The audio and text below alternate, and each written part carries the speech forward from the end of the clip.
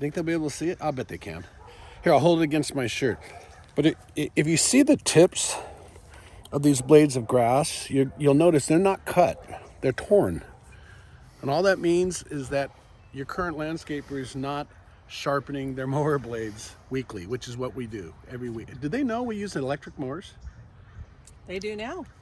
By the way, all of our big mowers are solar mowers. So we're quieter. We're not using any fossil fuels. We're putting solar on the roof of our headquarters, so we're actually going to have 100% renewable energy. Currently, we don't have that, but it's happening.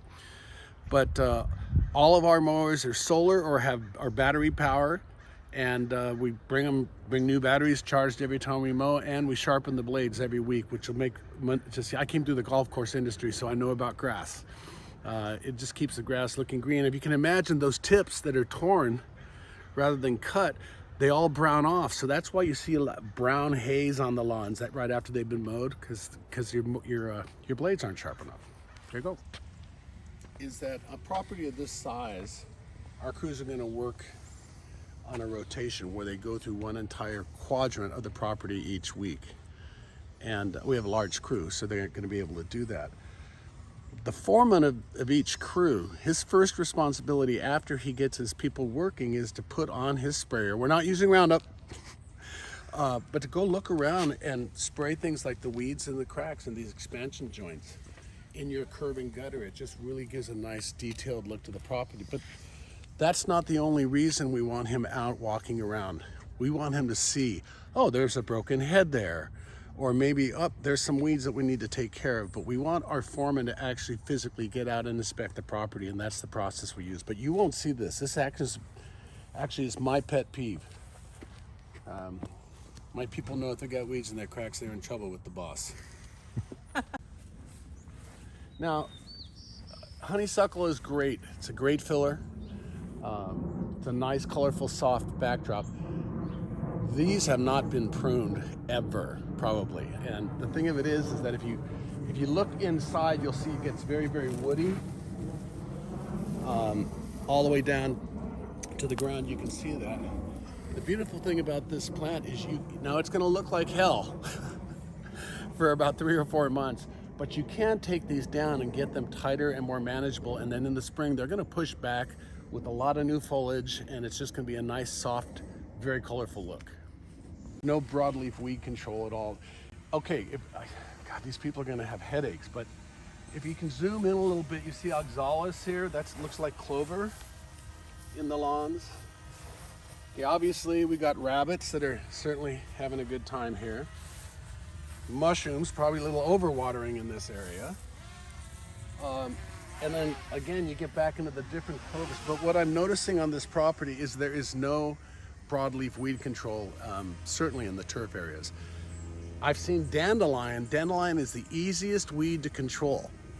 And if you have dandelion here, what it tells me is that they're using no broadleaf weed control at all. And that, Anna, is right behind the camera here, but twice a year that we provided, and it's provided as part of our contract. We're licensed, certified to do all that, and we do it right. So this is the last head here. I mean, this is real simple stuff, but what's probably happening is after the system waters, there's still water left in the line. We're on a very slight downhill here. So all the water in the line's coming to this head, and it's just trickling out this head, and it's silting down and across the sidewalk. And believe it or not, that's actually a real slip hazard, particularly if you have some elderly folks here. This silting is real slippery stuff. So you want to be aware of that. If you put a check valve on that head, all it does is it shuts the head down so it doesn't trickle after the system is done watering. It's really overwatered over here, and here it's bone dry. Yeah. There's a little moisture, but not like over there. So you probably got 2 valves, one watering that side, one watering this side, and they're not synced to provide a homogeneous amount of moisture all the way throughout here. So that's why this is all dyed off, and that's why that's all green. It's pretty basic. This is one of the areas we were talking about renovating. Yes. Is that right? That's right. Okay, well, Are you shooting? Well, here's my concern. You've got a community that's 20 years old. I'm actually standing in a 20-year-old planter bed of Myaporum, and you can see how woody it is. It's really beyond its serviceable life. It needs to be replaced. And then if you swing over here, you've got a great parkway that would be perfect for turf renovation. You've got sidewalk on one side, the street on the other. No one's really utilizing that turf. That'd be a great place to save water. Great place to turn into a really nice, colorful, drought-tolerant bed. Then we've got the acacias, which there's some right over there. You've got the acacias that I know is a concern for folks.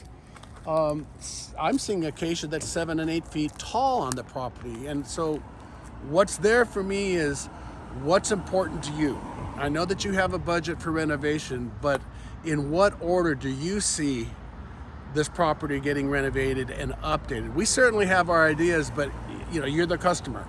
So we'll need to know that from you. And my recommendation is based on what I believe your budget is for renovation, that we work with you to have a 5-year plan that first identifies your priorities, and then based on your budgetary availability spells it out. So whether a board member leaves or a management company leaves, there's a plan that will 5 years from now have this property looking fresh again.